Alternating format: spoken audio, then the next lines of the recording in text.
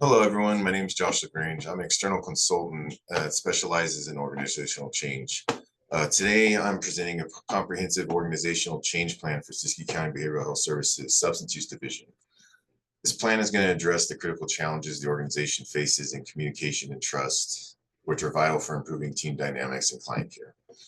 In this presentation, I will cover our approach to the change plan, the key findings from our analysis, the recommended changes that we project, and a scenario illustrating the transformation you'll see and how this is going to impact the organization. Our approach to this organizational change plan follows a structured methodology. We're going to start with data collection through surveys, interviews, and observations to understand the current state of communication and trust within this organization. Our comprehensive assessment is going to allow us to identify specific needs and areas for improvement.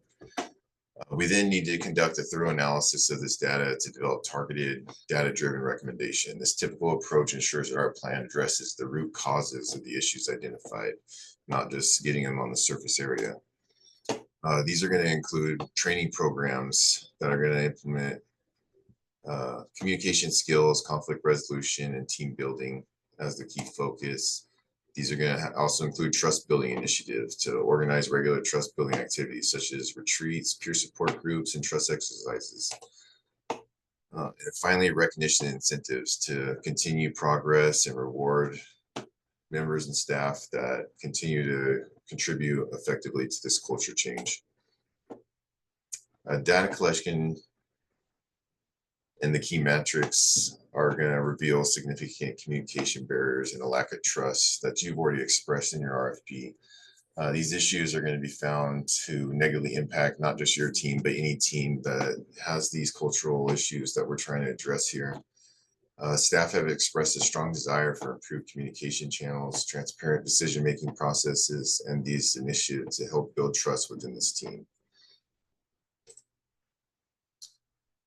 These desired changes are going to include enhanced communication through structured channels, inclusive decision-making processes that involve staff at all levels, regular trust-building activities, including team retreats and peer support groups, and continuous feedback mechanisms to ensure ongoing improvement and responsiveness to staff concerns.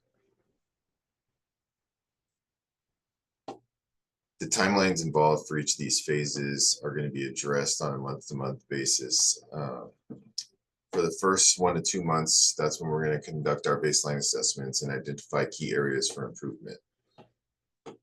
Month 3 to 4, we project developing strategies and training.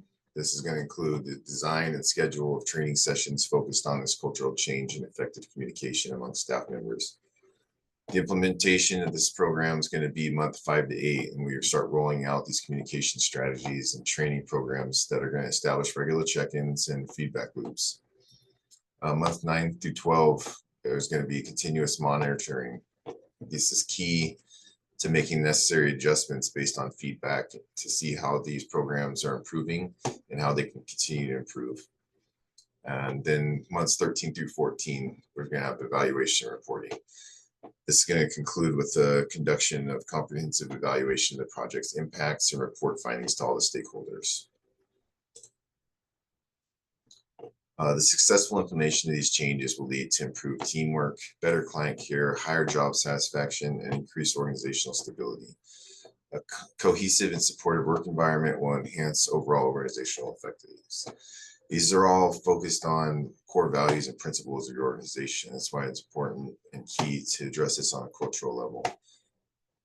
I believe equity and social justice, ensuring all staff and clients are treated with respect and dignity, is going to have like a trickle-down effect. As staff feel valued and respected, they're going to respect and value clients of all walks of life.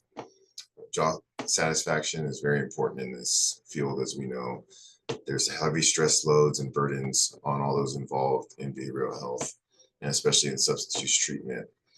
So having good morale and motivation is going to improve your turnover rates and help to build stronger team members that have been with the organization longer and have more value in the mission statements and values.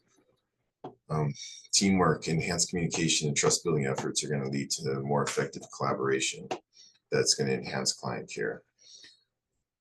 Organizational stability, improving employee retention and satisfaction, as we already spoke on, is going to improve your long-term stability and overall job satisfaction. The positive impacts of this are just continue to be reiterated and of the utmost importance. And then finally, in conclusion,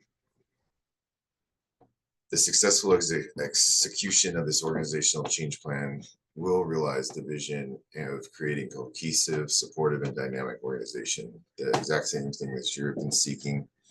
This is going to be achieved through enhanced communication, trust-building efforts, and a commitment to the principles of equity and social justice. The Siskiyou County Behavioral Health Services Substance Use Division will be better equipped to provide excellent client care that's fostering an inclusive and culturally respectful environment where both employees and clients can thrive. Thank you for your time and attention. I look forward to working together to achieve these important goals.